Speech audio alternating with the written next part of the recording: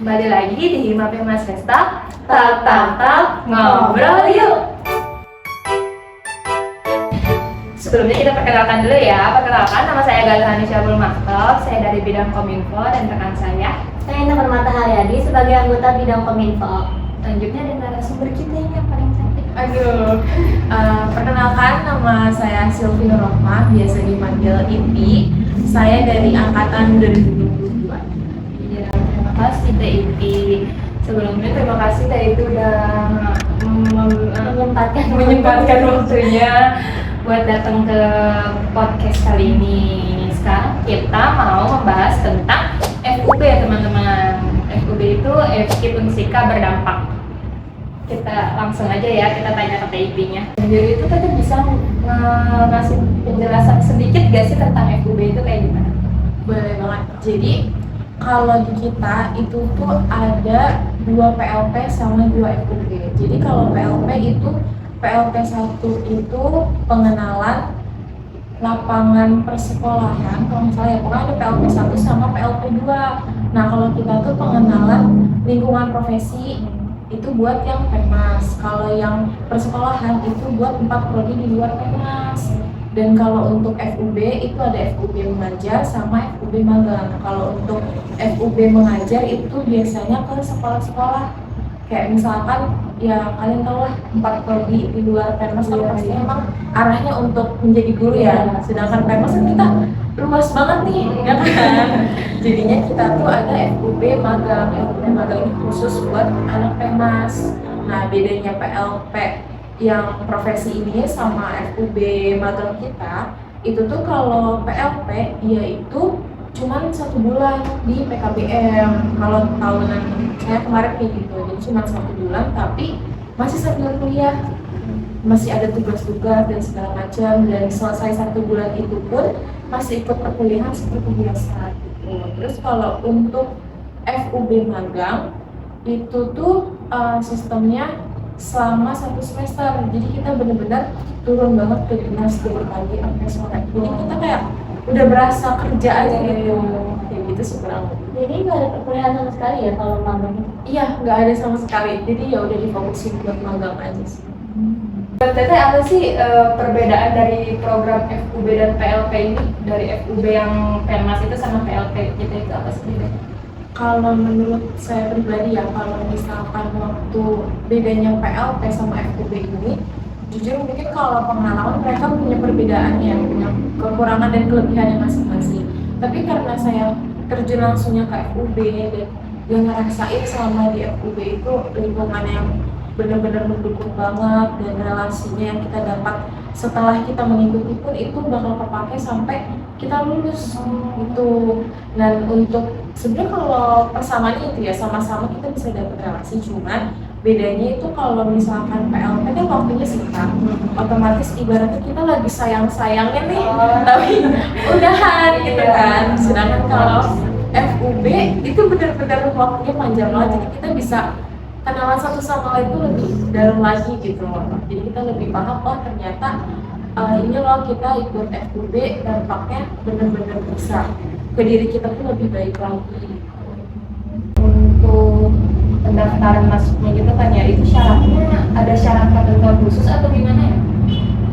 Kalau mungkin tiap tahunnya bakal beda ya, tapi kalau dilihat dari tahun kemarin itu tuh syaratnya itu yang pertama ada bikin video pelatihan. Jadi 1 orang itu bikin video pelatihan, karena saya waktu itu kan konsentrasinya PPSDM, pelatihan pengembangan sumber daya manusia. Jadi udah ada tugas yang namanya desain pelatihan, kita mendesain pelatihan dari awal sampai akhir. Jadi kita udah punya videonya, tinggal upload, kayak bikin instrumen juga dan lain-lain. Yang sekiranya kalau diperlukan kita bikin pelatihan tuh pasti itu dikumpulkan semuanya. Itu syarat yang harus. Nah terus videonya itu waktu itu persyaratannya 15 sampai 25 menit kalau nggak salah. Cuman itu nggak harus kita di depan orang, tapi kayak kita bikin video seolah-olah kita lagi menjelaskan ke orang. Berarti kayak masih menjadi inovasi buat kita sendiri juga kan ya? Betul.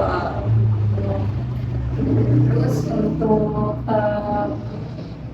kan dari selama 6 bulan dari magang ini kan ya di FUB itu pengalaman yang Teteh dapat yang paling berkesan apa sih? Yang paling berkesan ya, jujur itu kalau turun ke lapangan. Jadi karena saya waktu itu magangnya di BPPKB, Dinas Pengendalian Penduduk dan Keluarga Berencana, kita tuh ada program yang namanya Kampung KB, Kampung Keluarga, bukan, Kampung Keluarga, ya pokoknya di sana tuh kita benar-benar terjun ke masyarakat langsung. Kita kayak tahu, oh ternyata program-program tentang pengendalian penduduk tuh banyak gitu, dan benar-benar ketemu banyak orang yang sangat amat menginspirasi. Jadi kayak mereka pun nggak yang pelit ilmu, jadi ketemu sama kita ditanya dari mana, oh kita mahasiswa Unjika lagi magang di sini. Mereka tuh benar-benar ramah banget buat sharing-sharing perihal pekerjaan, perihal gimana sih, kan rata-rata berarti PNS dong kalau yang di dinas-dinas. Nah mereka tuh benar-benar sharing banget kayak kalau mau jadi PNS kayak gini loh caranya, kayak gini loh kalau mau kamu kalau abis lulus dari sini kalau pengen kerja di sini ada loh tips and triknya kayak gitu. Jadi benar-benar pengalaman kayak karena orang-orang sana udah pernah mengalami ya, jadi sebagai mahasiswa kita apalagi udah mau lulus ini sangat amat berkesan dan sangat amat bermanfaat. Kalau kan itu dari pengalaman Tetehnya, kalau ada nggak sih pengalaman yang tantangan gitu buat Teteh selama ikut FUB ini? Tantangan ya, sebenarnya sih itu tantangan itu ada di awal, jujur ada di awal. Tahu itu. Terus karena itu lingkungan baru ya, jadi kita tuh waktu itu berlima langsung dipecah ke 5 ruangan yang berbeda semua. Jadi satu ruangan itu benar-benar mati kutu banget rasanya, kayak kan iya, otomatis waktu itu kan setiap ruangan tuh pasti ada kursi di tengahnya kan untuk tamu gitu. Nah karena kita nggak kebagian kursi lain untuk kayak, ya kan itu udah buat orang-orang kerja kan, jadi kita tuh pasti duduk di kursi tengah itu benar-benar mati kutu banget rasanya, kayak takut salah ini, takut salah itu gitu kan, takut sikapnya salah, duduknya tuh benar-benar tegang banget gitu. Makanya dari situ alhamdulillahnya orang-orang dinas pun benar-benar welcome banget, kayak udah Neng, nanti kalau kita perlu bantuan kita sampaikan, udah tenang aja, nggak usah takut salah, nggak usah ini, nggak usah itu. Dari situ kita sharing-sharing, misalkan istirahat kita istirahat bareng, kita ngobrol apa sih yang tadi dilakuin di ruangan masing-masing gitu.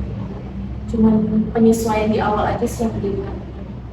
Ya, tapi untungnya juga seru ya dari pelaksananya, jadi nggak terlalu kikuk lah gitu ya. Nah, Terus selama Teteh menjalankan program ini, ada nggak sih satu program yang Teteh kayak nggak bisa nih, kayaknya nggak bisa dilewatin nih, nggak bisa dilakuin, kayak susah banget gitu. Jadi harus dilakuin atau nggak bisa dilakuin? Jadi kayak Teteh mikirnya tuh kayak udah pesimis dulu gitu. Iya. Nah itu tuh ada di program kita sendiri. Jadi kita tuh selama magang kita harus ada program. Kita kan harus ngasih program satu, entah dua, atau sampai program lagi sesuai kebutuhan. Nah di situ bener-bener kita nge-stuck banget, kita nggak tahu program apa yang mau kita bawa, sedangkan itu udah pertengahan. Orang-orang udah hasilnya udah ada, programnya kita masih belum.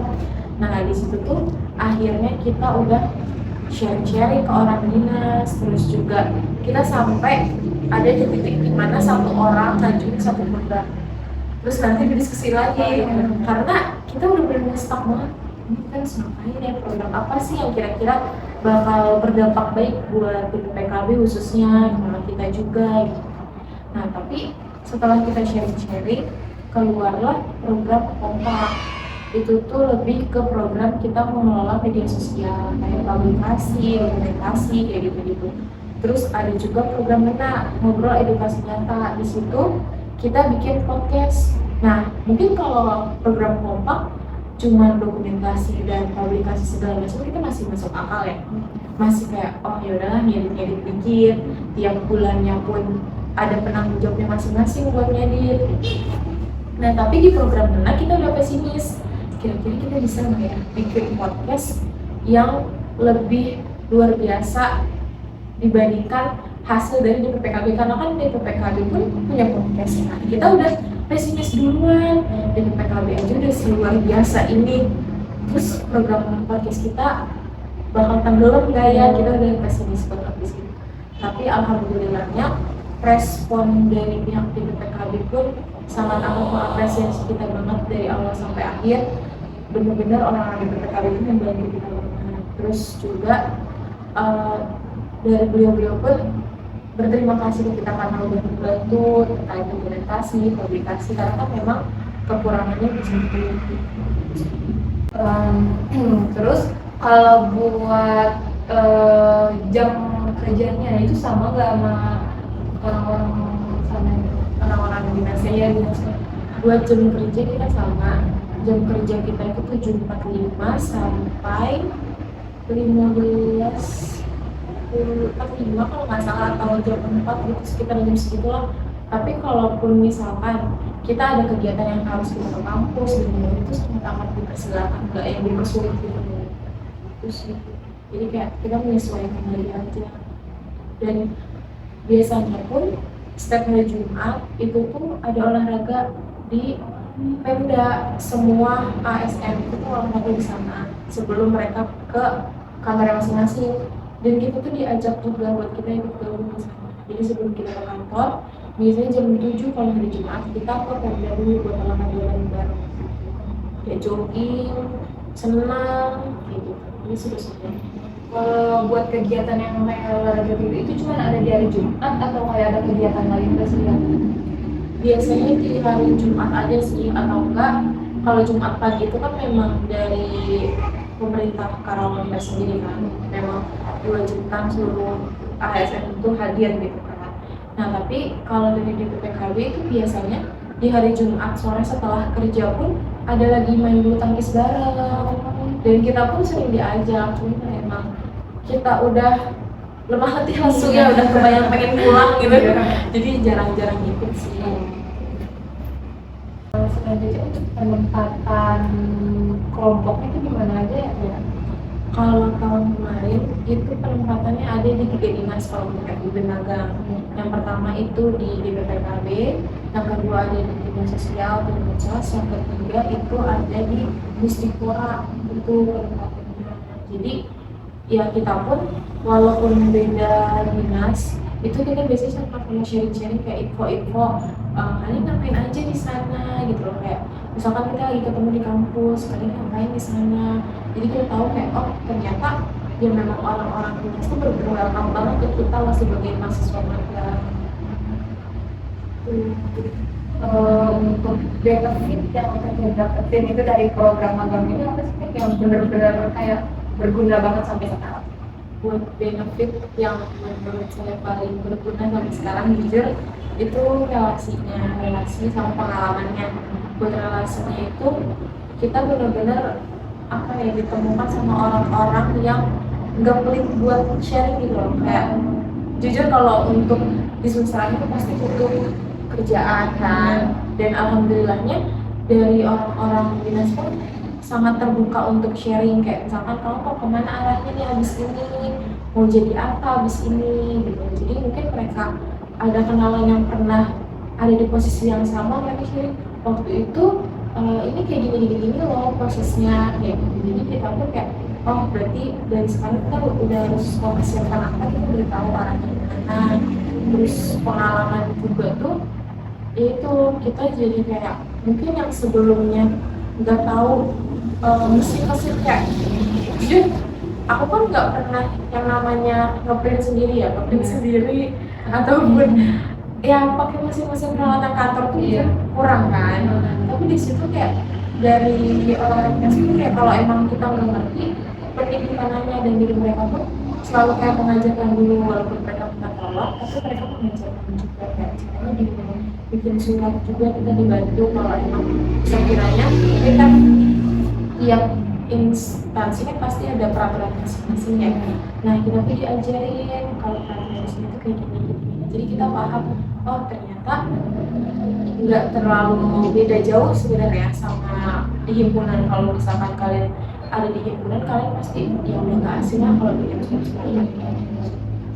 Jadi kayak kita disambut welcome banget gitu ya. Yang udah kata yang kalau misalnya kita dari magang 6 bulan ya, itu bakal ada ke kampus lagi kan kita? Kalau kampus itu enggak, berarti terakhir ke kampus semester 6. Oh berarti nggak sama sekali ke kampus? Kecuali kayak misalkan mau ada kegiatan apa ya waktu itu, atau enggak ada diskusi, itu biasanya tuh cuma perwakilan, maksimal tuh palingnya 2 orang, atau enggak cuma ketuanya aja biasanya, terus buat diskusi doang.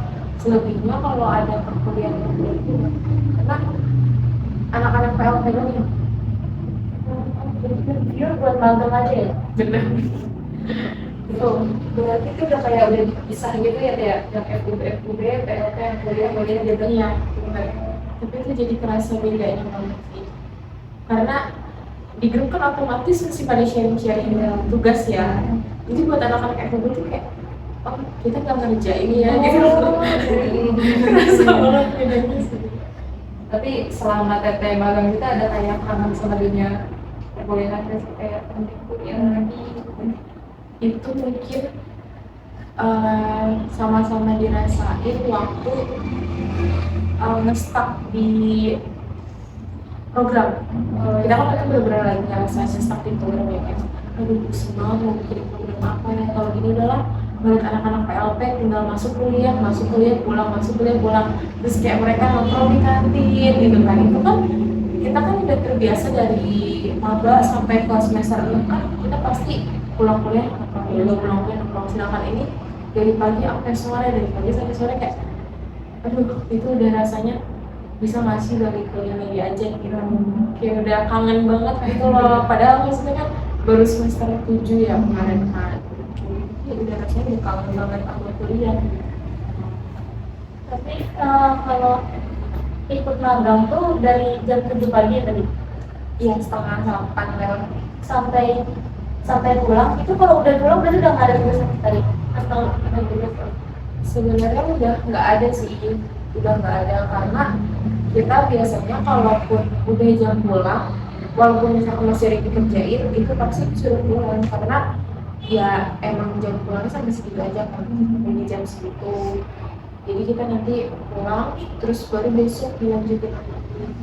Jadi kita harus pintar-pintar ngatur waktu, kan kadang ada deadline juga ya, kayak misalkan file ini diperluin buat besok, berarti kita harus ngatur lagi nih, file yang ini berarti jangan kerja dulu, kita fokus ke file yang ini dulu gitu.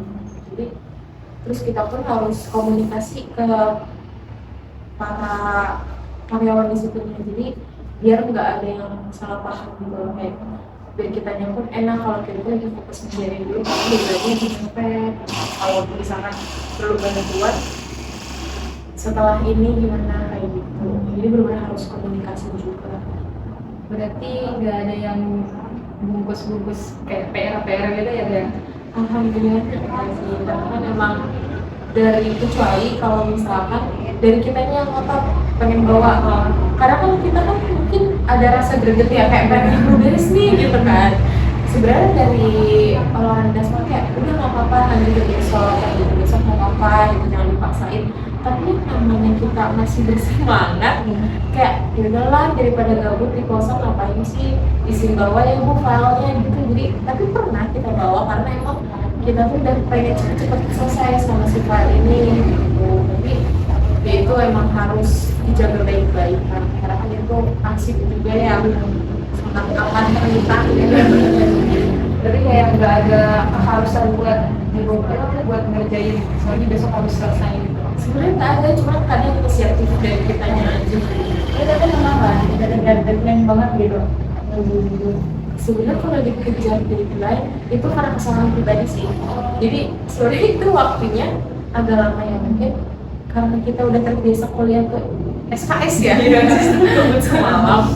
Nah jadi ke bawah-bawah, jadi kayak sebenarnya tuh bisa dikerjain dari sebelumnya. Tapi pas udah mendekati kayak, oh iya ada tugas ini harus dikerjain gitu. Jadi kayak buru-buru padahal sebenarnya sebelum-sebelumnya sudah bisa dikerjain. Jadi bukan karena tekanan dari pihak biasanya enggak, tapi karena kesalahan sendiri aja. Kalau dari Nadanya nih, pernah nggak sih ada masalah gitu di kelompok Teteh? Ya terus nyelesainnya tuh gimana kalau ada masalah?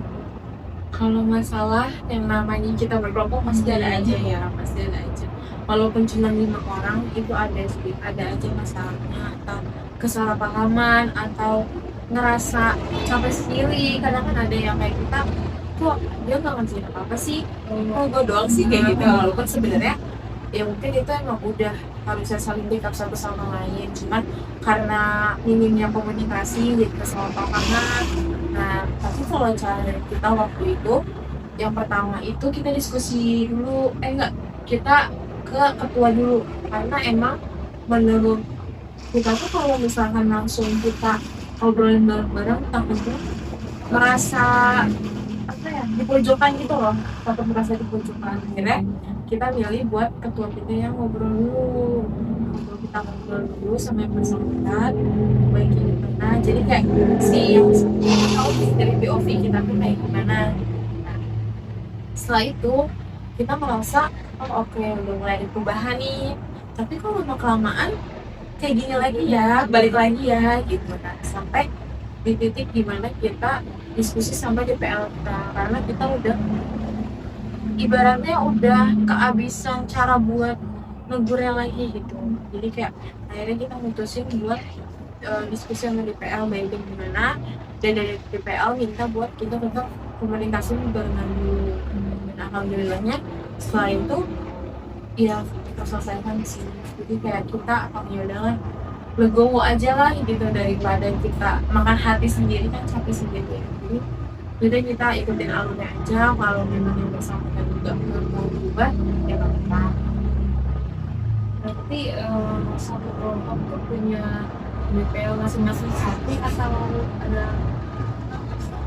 Jadi satu kelompok satu DPL. Jadi kayak misalkan di BPKB waktu itu saya DPL itu di Ratna, terus di Insos ada DPL lagi, di Sekolah juga ada DPL.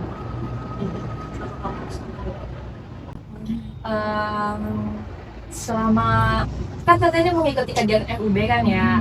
Nah itu selama FUB itu berlangsung ada culture shock nggak sih dari Tete sendiri? Kalau culture shock pasti ada ya, karena kan kita yang biasanya di perkuliahan cuman dapet teorinya aja, pas kita turun ke lapangan apalagi langsung, saya kan kebetulan di dinas waktu itu kan, jadi kayak oh ternyata kita kalau turun ke masyarakat tuh kayak gini loh, kita ngerasain kayak gini loh. Walaupun emang biasanya kita mungkin kalian pun pernah yang namanya observasi ataupun agak ke PKBM PKBM, tapi kalau misalkan kita yang namanya udah magang itu bakal terasa bedanya banget sih. Jadi kayak emang beda banget gitu ya, ngerasain kita langsung terjun langsung gitu kan ya Teh ya. Momen yang selain yang tadi Tete udah jelas yang sangat riuh itu, momen yang menurut itu capek banget tapi kayak berharga banget gitu buat itu kapan? Waktu kami yang sampai tapi berharga itu sebenarnya waktu kita banyak sih. Yang pertama itu waktu ada kegiatan berita genre, kita kan kegiatan ya, kita kegiatan sebagai dokumentasi. Waktu itu benar-benar capek tapi seru, karena kita tahu ada berita genre loh.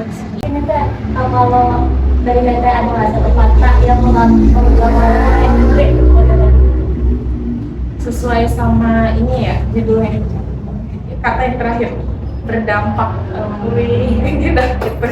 Kita harus benar-benar berdampak semuanya gitu. Ya udah, mungkin cukup ya podcast kita hari ini. Makasih banget ya Ibu udah bisa datang, udah sharing wawasan juga, udah kita pokoknya semoga berdampak buat kita juga ya Teh ya. Saya Garhani Syabul Makto. Saya Kabul Mata Haryadi. Saya Selvi Nurrohman. Sekian video dari kami. Sampai bertemu di episode selanjutnya. Dadah.